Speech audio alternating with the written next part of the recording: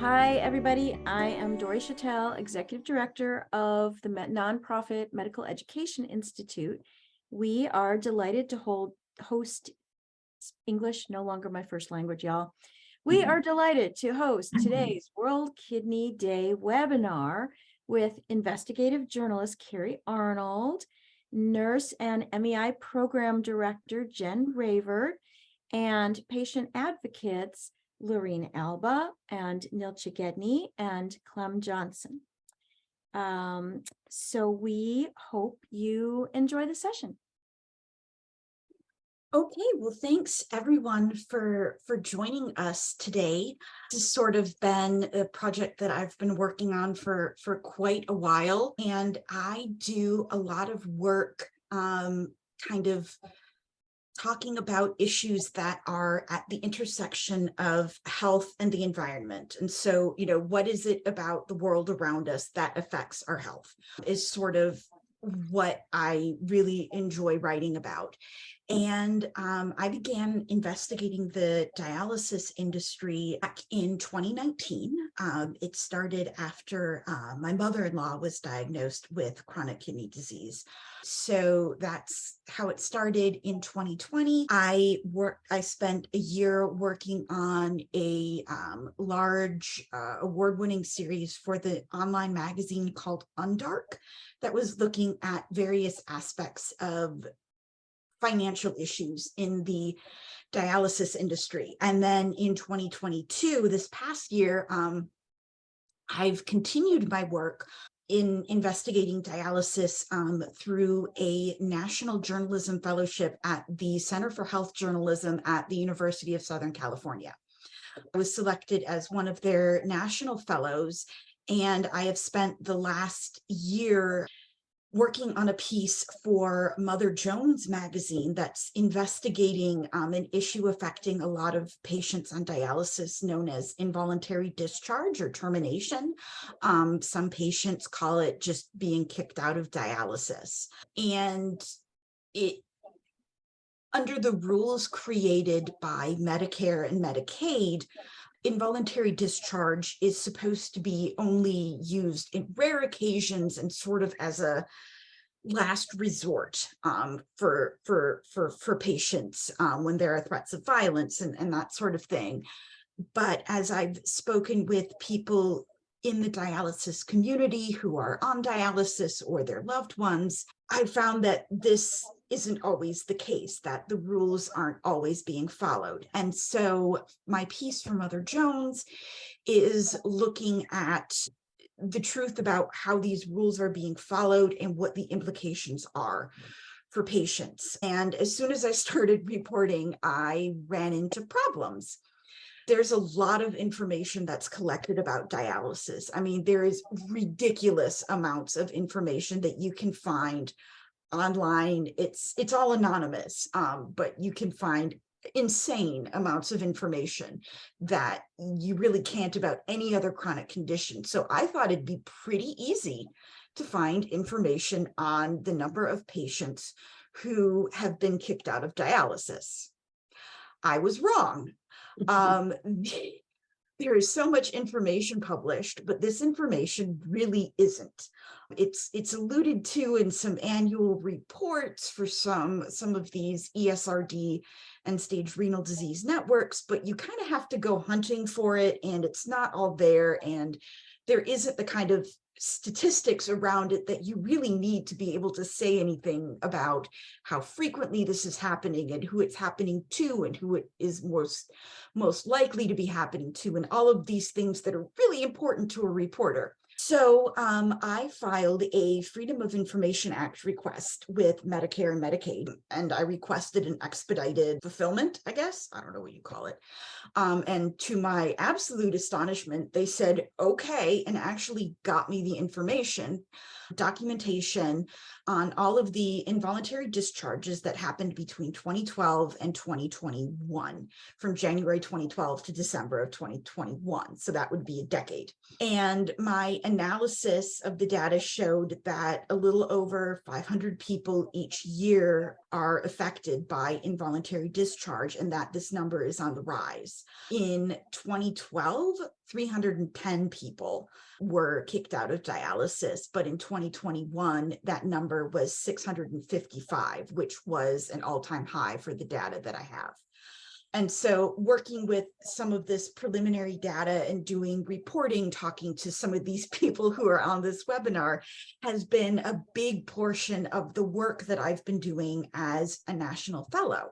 I applied for a secondary grant for what journalists call engagement reporting, which is really bringing the community that you're writing about, bringing them front and center into the story and finding out directly from them what they think is important, and then coming back to the community afterwards to kind of present what you've learned. So I've done a series of focus groups a number of months ago with some dialysis patients, and talk to them about their experiences with involuntary discharge, what they're worried about, and also just what they want people to know, what they want readers to know who aren't on dialysis, what they want to know, what it's, what is it like to be on dialysis, to live with kidney failure, and all of these dynamics of the relationships with staff and patients and all of that I think really adds a rich layer to the story that I wouldn't have gotten otherwise. And so this webinar and the one that's taking place later today is actually the second part of my engagement reporting.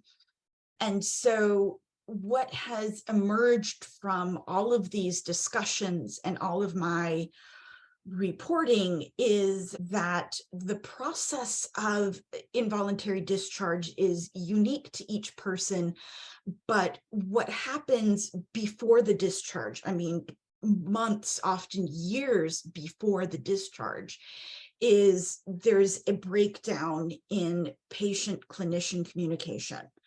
And it happens over a long period of time, and patients end up getting labeled as difficult or non-compliant.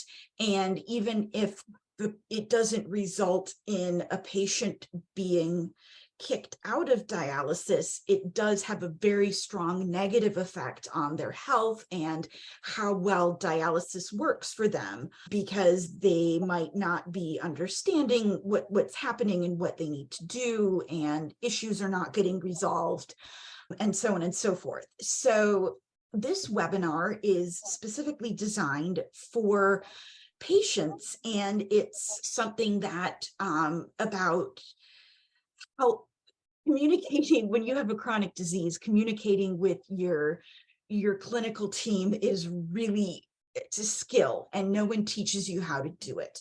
You kind of have to figure it out on your own, usually when you're very sick and everything's changing and it's very confusing and you feel terrible, and you're just kind of thrown into this new world with all this strange terminology and you don't understand any of it.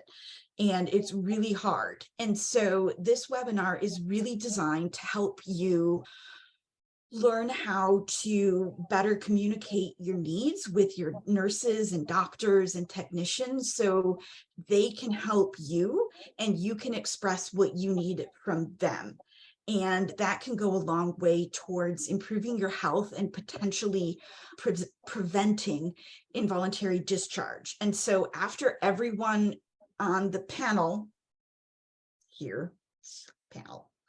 gets a chance to present their talks, they're all meant to be pretty short. We're going to open this up to viewers to be able to ask any questions you want. And like Dory said, you can change your name if you don't want your name to be used. And after at 8 p.m. Eastern tonight, 5 p.m. Pacific, we're doing a presentation for dialysis clinicians about reframing challenging situations. And so you are also 100% welcome to attend there as well. With that, I am going to turn this over to our first presenter, Lorene Alba. She was the one who kind of started me down this rabbit hole of looking into involuntary discharge. She started coming to my knitting group, and her brother had been involuntarily discharged. And Lorene is also a chronic disease educator and advocate, especially in the asthma community. And so she's kind of bringing her wealth of knowledge, both from her personal experiences with her brother and also in the chronic disease sphere to kind of talk to you today. Thank you so much, Carrie, for having me and Dory and everybody who's on this panel. Thank you for bearing with me. My brother Tommy just passed away a year ago in January, so it's still a little fresh. So I'm going to try to pull it together. I'm very excited to be on this panel because, what I was going to talk about was the power of advocacy and being an advocate. And I feel like being on this panel and being able to talk about my brother and what he went through in his absence gives me back some sense of power. It makes me feel like the whole situation is not completely out of control. And I think when you're on dialysis, it's such a life-altering situation, and you often feel like you have no control. My brother was on dialysis for 11 years, and he did in-clinic dialysis. So 3 to 4 days a week for 11 years. He was in a clinic for 6 hours or more with his life in somebody else's hands. And it was a scary situation for him. And his first few years, he kind of sailed through, because I think, as many people felt, he thought he would just go to dialysis for a little bit, he'd get a new kidney, everything would be fine, and he would go on with life. And unfortunately, other health conditions kept him from being healthy enough to be able to receive a kidney. So, and then we all know how long the wait list is as well. So it was really, when things started to feel a little more unfair and permanent, he started to get a little more concerned about what he was seeing. And so he spoke out a lot. He did. And he, like me, did not like injustice. And he started out speaking to help other people when he saw other people be treated poorly, and not be able to stand up for themselves and say anything. And so he didn't like that. And so he started saying things. And a lot of people in dialysis will not stick up for themselves, or advocate for themselves, or even, maybe a better way to look at it, as Carrie said, is just communicating your feelings better with the staff and the clinicians there, because they kind of have you over a barrel, right? You have to be there for life-sustaining treatment, and you don't want to be mistreated while you're there. Again, your life is in their hands. You don't want to be kicked out or involuntarily discharged. And it's really a feeling of that you have no control over your life and your health situation. And I think he started to feel more powerful when he started advocating for other people, which gave him the confidence to advocate for himself. And in doing so, he was definitely labeled difficult, challenging, problematic, behavioral issues, because you say something like, hey, you didn't clean my line properly, or you didn't run me as long as I was supposed to run today. And you really have no power in that situation. If they say, well, we can't run you anymore today because we want to close early because you're our last chair, or I cleaned it just the way I was supposed to, it's fine, right? You have no power in that situation. And so you start to get upset, and maybe you don't handle or respond to things in the way that the clinician wants you to respond, because the clinician is very academic and has a very straight affect and is not emotional, but you're extremely emotional because this is your life, right?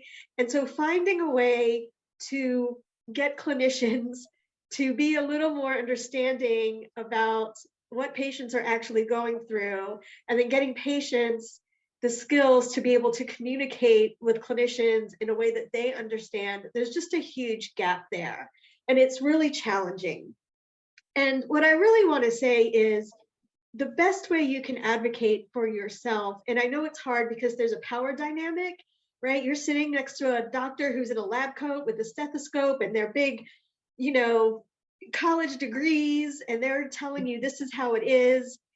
And I just, one time I went to the doctor and he had a mug on his desk and it said, "Your Google search does not trump my, 8 years of medical school." And my response was, "Well, your 10 hours of rotation in asthma does not trump my lifetime living with this disease."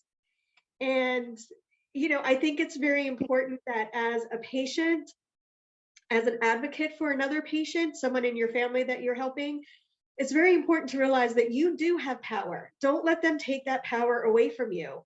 And one of the best ways to do that is to not let them label you. Do not accept labels like "I'm difficult," "I'm challenging," "I have a behavior problem when I'm at dialysis," "I'm non-compliant," "I'm non-adherent." When a doctor says to you, "You're non-compliant," they're putting the entire responsibility and onus on you for not following the treatment plan, versus them looking at, well, maybe this treatment plan is not successful. Maybe it's not the patient is unsuccessful, the treatment plan is not successful. And I don't want you to let doctors and other clinicians, label you and make you feel like you have no power and you have no right to say something that is important to you, right? And when you see small things, talk about them immediately. Don't wait for them to become big problems and then it's harder to deal with. If you see somebody else speaking up about something that's not right, join in. There's power in numbers. It's hard to be the only one who speaks up all the time. So if you can, they have to take you a little more seriously if there's more than one person speaking up. So help others advocate for themselves. If you feel uncomfortable advocating for yourself, you can get more confidence in doing that by helping others, but have an advocate with you. When my brother was involuntarily discharged for a year, I was advocating for him. He was advocating for himself. My dad was advocating for him. Social workers, all of these folks were advocating, and we were unsuccessful in being able to get him back into a dialysis clinic. It was also during the pandemic. There was, I think, a lot of things going on at the time, but the treatment was definitely unfair. But there were many times where I would join into a phone conversation he would have with management of DaVita just to try to help. Write down the things that you see so you don't forget, document them, type them in your phone when you see something in the notes section.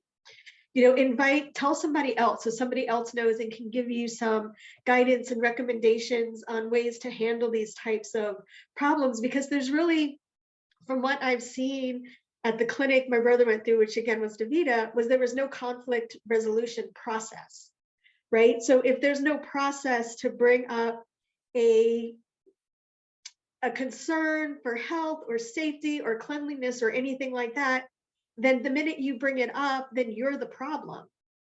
And that is not the way it's supposed to be. They should be much more patient-based. We have all these buzzwords that we use in healthcare, like patient-centered and shared decision-making, but I haven't seen any of those things in the dialysis space yet.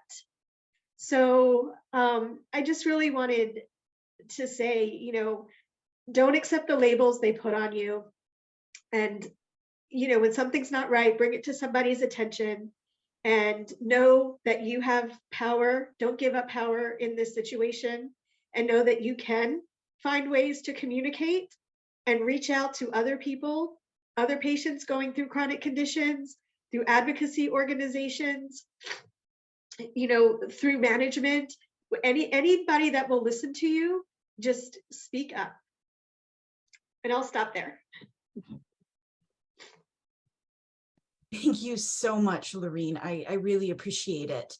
And now I am going to turn the floor over to Dialysis Advocate Associates, which is led by Arlene Mullen, and also one of her board members, Clement Johnson, who is appearing as my evil twin in this scenario, which is terrifying that there is two of me. But nonetheless, this is a little bit of our, if you weren't here at the beginning, this is a little bit of our technical difficulties. So they have prepared a number of slides. I'm going to do it by sharing my screen, and they're just going to tell me when to advance the slides. So fingers crossed that this works, and please be patient if it doesn't.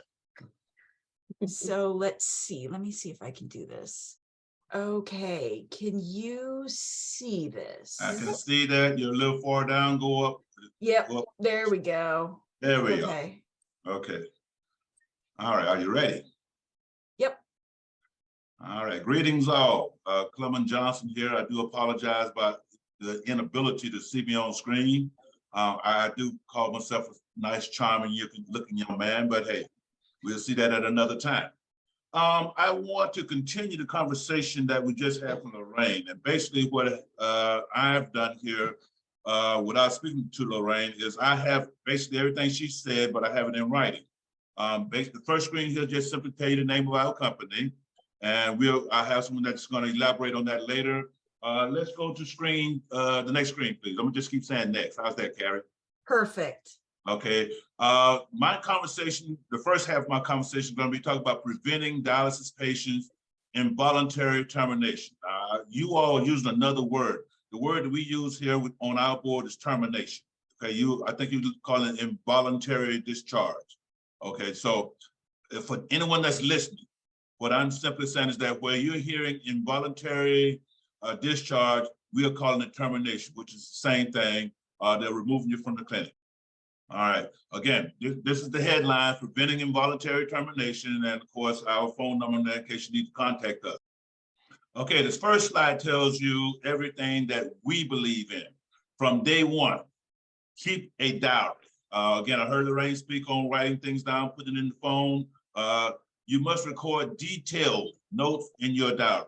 Your diary is a daily instrument that should include your date, the time, personnel present, and also that the individual is helping to create the hardship. The diary is also a legal document in case there's some trouble down the road that is essential in disclosing a patient's hardship. Now, if you do not know how to keep your diary, I have this, Google features of diary writing, okay? And they'll tell you how to keep your diary. Okay, this one says stop. And as simple as that, stop. Do not sign anything. Do not sign anything. You must not sign any documents that you do not understand. If you have an understanding of what you're doing, then that's your choice to sign that document. But again, if someone gives you a piece of paper, just like anywhere else, if someone gave you a piece of paper, you did not understand the total wording on the paper, do not sign it, okay? Do not sign blank documents, okay? And once again, if I were to give you, if you did not know me, or even if you did know me, and I just say sign this, would you not become curious? Would you not say, oh, what is this about? So that's what we're saying. Do not sign anything. Signing documents may take away your personal rights. In other words, if you sign a blank sheet of paper, I can fill it in as I need, as I want later on. So do not sign that. If you feel pressure to sign, call an advocate. Once again, Ms. Mullen's number is at the bottom of the page in case you need to call her. But again, call an advocate in case you need to do something, but do not sign. And I cannot repeat that enough. So I'm a former teacher, so I'm gonna continue to summarize here. Number one, keep a diary. So far, number two, do not sign anything that you do not have a total. When I say total, a total understanding. Even if they explain it to you, you don't sign this if you still do not understand what they're saying to you, okay? It simply says get it in writing.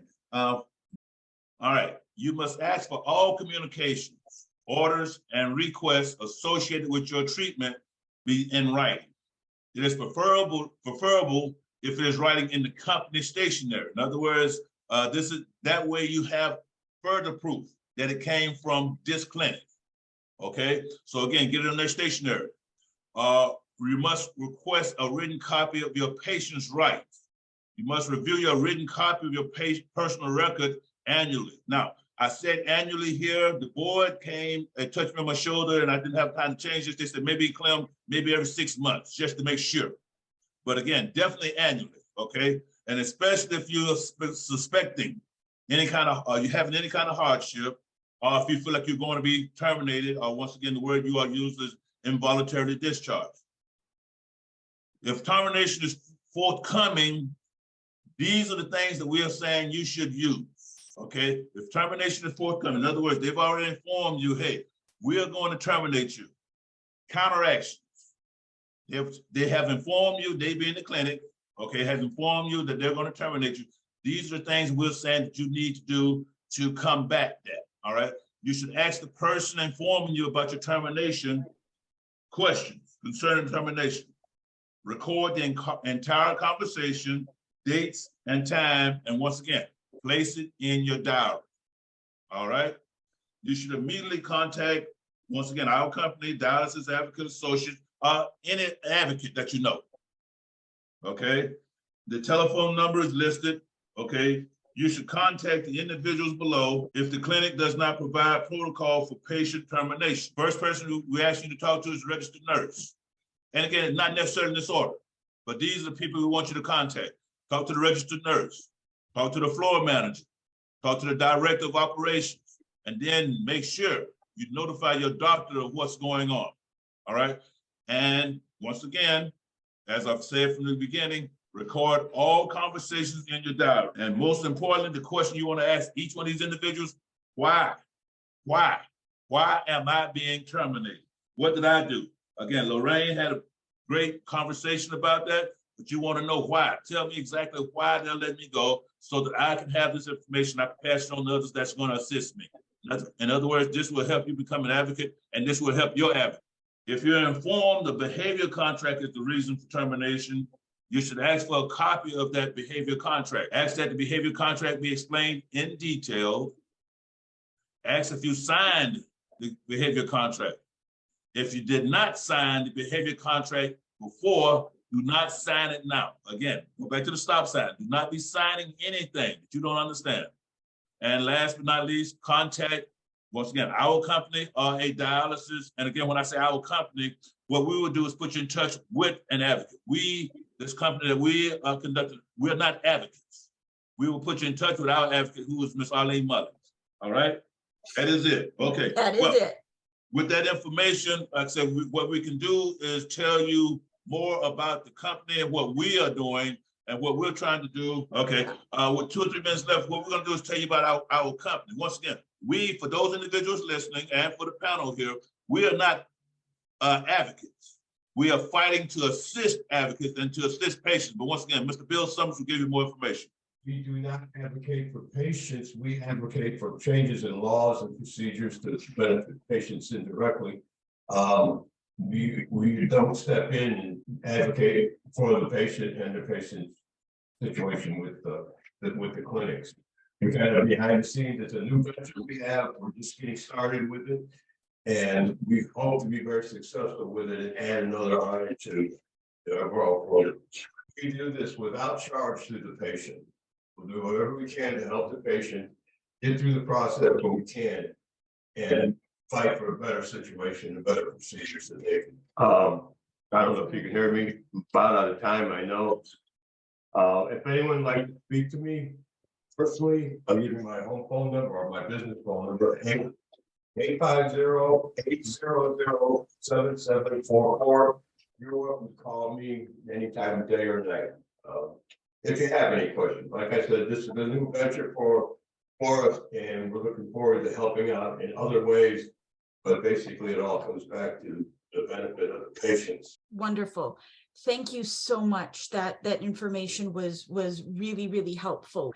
And so last up, but definitely not least, we have Nita Gedney, who is the executive director of Home Dialyzers United. She is going to talk a little bit about, for all the people who are doing home dialysis, tips and tricks that might benefit this crowd. So thank you for having me, Carrie. It's been a pleasure working with you and Dory. Yeah, and, you and now too. Jen. We've been working together for years. We just established it's been almost 10. We collaborate extensively on educational products, mainly. We're an organization that is by, for, and of patients, and it started in 2006 when home dialysis came back home with the next stage machine. And we've been growing ever since. We don't do specific education in that we truly collaborate with Dory, believe me, she's the expert there. But what we do is advise, inform, and advocate for an extraordinary quality of life for home dialysis patients and the community. And as part of that, 100% for self-advocacy, simply as what we've heard here from Lorene and the other gentleman. So really important things. And for home, what we see a lot of, just a little different perspective here, is what I call the carrot and the stick. They work really hard to get you home. You undergo an extensive training with a nurse, usually one-on-one, and you go home, but that nurse has tended to basically take in-center modality treatments and just transfer it to the home treatment. And in such, they'll, when the patient comes in, they'll require a care partner. This is no longer required with the next stage machine and hasn't been since 2017. But we hear from tons and tons of patients who are starting training. My wife needs to work, she's the breadwinner. They're making her take 6 weeks off to sit in this office with me while I'm training. And what's even worse, when they start training, they'll go into the clinic, the nurse will tell the patient to sit in the chair, and they'll turn to the care partner and say, here's what you do. We are 100% advocates for the fact that you have the illness, you have the disease, and you need to own both, and then you need to own your treatment. So unless you are so unfortunately debilitated, have a lot of children might have congenital defects, things that are completely prohibit you from taking part in your treatment in any way, shape, and form, you don't need to have that care partner in any of your training at any point until the very end, literally the last day, where they can be trained in emergency procedures, which in most cases is call 911. Most kids, and by the time they're 3, can handle a phone. So, it's not rocket science. The second part of that is, now once they've trained you and sent you home, it tend to, because they're so concerned that you're going to be non-compliant, they basically intimidate that patient to the point where they've been micromanaged, and every detail of that treatment has to be reported. They'll encourage the patient to call the nurse 24/7. So you really haven't changed your strategy from taking care of in-service patients to home patients. We don't want, the whole point of home is that you're want your independence, because it's extra work. We work harder. There's not much risk, but you have some, like any treatment anywhere. And we've assumed all of this in exchange for the fact that we have essentially way more freedom. I can do my treatment whenever I want between, midnight and midnight. So nobody's there to stand over me. The carrot and the stick is that sometimes these clinicians get a little too involved. Like, I need that treatment sheet 5 minutes after your treatment. I need to know exactly what time you're going to do your treatment. No, you can't change it. All of these requirements. And then the real kicker is, okay, so if you miss some direction or fictional requirement that they've made up, then they'll say, well, we're going to have to remove you from the home program. Like it's a huge privilege. It is a privilege to be home, yes, but it's, it's a two-way street. We're getting a treatment and you're not having to, reserve a chair for us and a nurse and, all of the in-center requirements. So I think that is that is not as destructive as an involuntary termination, but it is no more fun having that hang over your head at home, than it is being in center and being intimidated by poor care practices or treatment procedures. So, we see the same things. I even had it happen to me at one point early on where I questioned why I had no home nurse. You're supposed to be able to have 24/7 access to an emergency number. It doesn't have to be your nurse. It shouldn't be your nurse because frankly, they burn out. If they're on call 24/7 to you and all the other patients they care for in, home patients, they're going to burn out. And, but there has to be access for emergency question or number that's not machine related. And so only once in 10 years have I ever called that number. None of them worked, not one. So Monday morning I go in, of course it was a weekend, and I questioned why there was no more emergency number for the home patient and where was my nurse. She had left 3 months earlier, they still hadn't replaced her. At that point, unbeknownst to me, they basically said to me a week later, we're picking up your equipment and you need to report back in center. Carrot stick. I'm like, that's not happening. I was fortunate enough to be able to switch centers. Everything's been fine since, but it is tough. And we hear from patients every single day. Between Dory's group and ours, we have well over 10,000 people who are on home dialysis that are writing in with their issues, questions, things that happen, things that change. Like one of the big issues now is because of cost containment, they're automatically switching needles for contracts. They're switching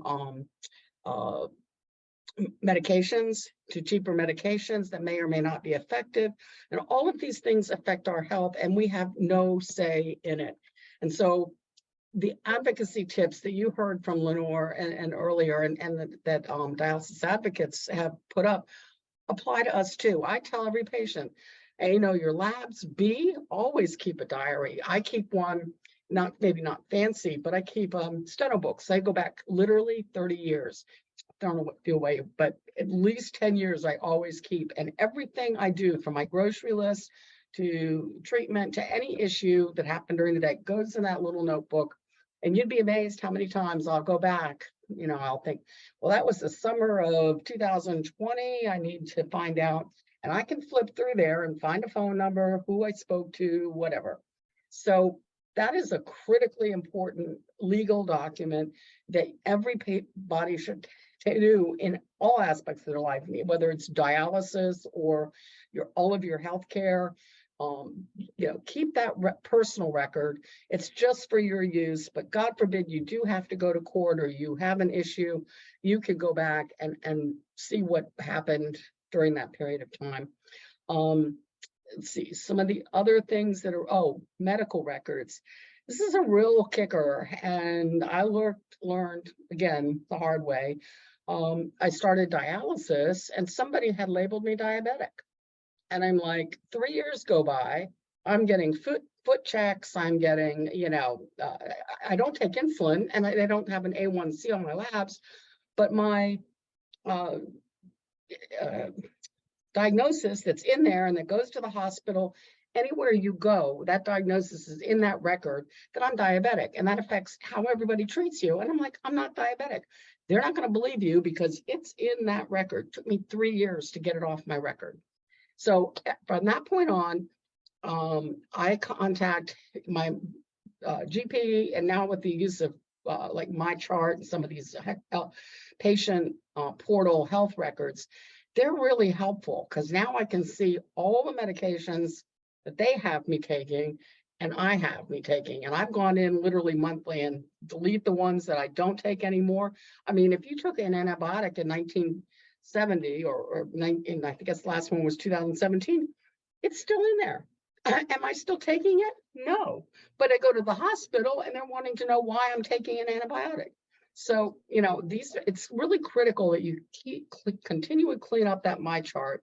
And then if you're in a dialysis clinic and they have separate, I lost my screen.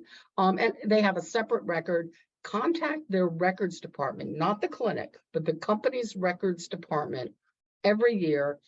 Sometimes it's illegal to charge you the $1 a page, but sometimes they will charge just to get you a CD disc because your record is literally thousands of pages long. And every year I get an update, and then I go through and things like the plan of care is another big area of contention. That plan of care should be specific to each clinician on your team. It is not a checklist. It is not something that, as the dialysis advocate said, where they hand you a sheet, the signature page, that's it. He handed it to me and said, sign here. And I said, what am I signing? And they said, you know, it's your care plan. I said, well, where is it? So they begrudgingly handed me the checklist. I go through the care plan and I find out that you missed one treatment at home because your machine broke. And now all of a sudden you're non-compliant for the entire year. One treatment, machine, it doesn't say anything. It just says goal not met. Your phosphorus or potassium is high or low. One time, what whole year, your goal is not met, you're now non-compliant. What does it do on the transplant list? You've got to, I absolutely refuse to sign that care plan. I haven't done it for the last 5 years. Okay, no, great. yeah. Well, thank We're you gonna so stop you here. much. No, sorry. Yeah, It's that's all right. okay. We're done. I'm just backing up all of That's, what everybody no, said. that's Thank you. Well, really, we'll see if there's some questions now. Okay. yeah. So if anybody has questions, this would be a great time to pop them into the chat so we can answer them for you. If you don't have any questions, we'll just keep going because obviously we could talk about this a lot longer. Somebody had sent me a question, Oh, good. which was, who are the advocates and where exactly do we find them? You know, because I know like with my brother, we tried to work with social workers and the state dialysis coalition and, you know, the nurses at the hospital and all types of things. And we couldn't really find an advocate. So who are these advocates and how do we find them? I think that's a question for Clem. Right? Well, I know I heard There we him go. Can you say- hear me? Yes, yes, we All can. right. Once again, Lorraine, if you inform those individuals that asked that question, tell them to call that phone number on the bottom of my slide. That's why I put the slide together so that they will have something in writing so they can go to later. We, the company, we are affiliated with Ms. Arlene Mullins, and she's been an advocate for the past 25 years or so. So she's an individual that can call, and if she cannot assist them, she knows someone that probably will. Does that help you any all? Yeah, yeah, yeah, thank you. I guess I'm just trying to find out like who, are they just patient advocates? Are they nurses? Are they people that work in dialysis? Like who are they? Like when you just say advocates, are they lawyers? Like who actually are they? She has Okay, give me some 1 second. lawyers. Arlene is here. She wants to speak. Hold on 1 second. I am a former worker and I saw things that I questioned when the for-profits came in. And I quit due to ethical and moral reasons and had a Senate hearing in 2000, which they supported the OIG, Office of Inspector General, and the Government Accountability Office supported that our patients were at risk. But nothing has been done and it's been a fight. So I advocate, I've been doing this for 25 years and I call in, if I have to, lawyers to help prevent a patient from being terminated. The best time to reach me is if you get a termination letter, is to contact me so we can stop the removal of that patient after 30 days. Do you guys have a website? I'm finding Facebook, but I'm not finding a website. The website is Dialysis Advocates and Associates. I still advocate under Dialysis Advocates. So I did took down the website for Dialysis Advocates so there would be no confusion. They send the patients to me directly, and there's never a charge. And we're pretty good at what we do. Any other questions? I mean, okay, y'all who are attending, was the reason that you wanted to come because you've run into a problem? Or did you just want to learn? Just raise your hand and we can't tell who it is. Okay, yeah, you can raise your hand. You can click the little hand. How many came because they've run into a problem? Do we have any hands? I don't see any hands for that. How many came just because they wanted to learn more about how to work with your care team and prevent that sort of thing? Nobody's raising hands for anything, but y'all are still here. So I appreciate that a lot. So this recording will be available. I hope that this was helpful for everyone. Carrie, did you want to hop in Just any final thanks, thoughts? everyone, for taking time out of your busy schedule and joining us. The final article is going to appear in the May-June issue of Mother Jones magazine. At this point, it might get bumped later. Unfortunately, that depends on events that are far outside my control. Keep that posted, and I thank you again for taking the time to join us. I really appreciate it.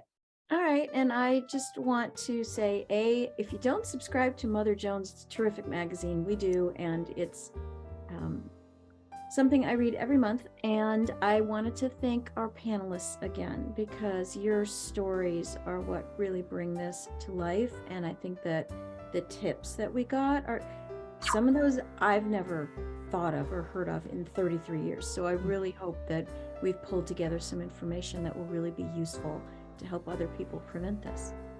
So have a wonderful rest of your day, and thank you, thank you, thank you.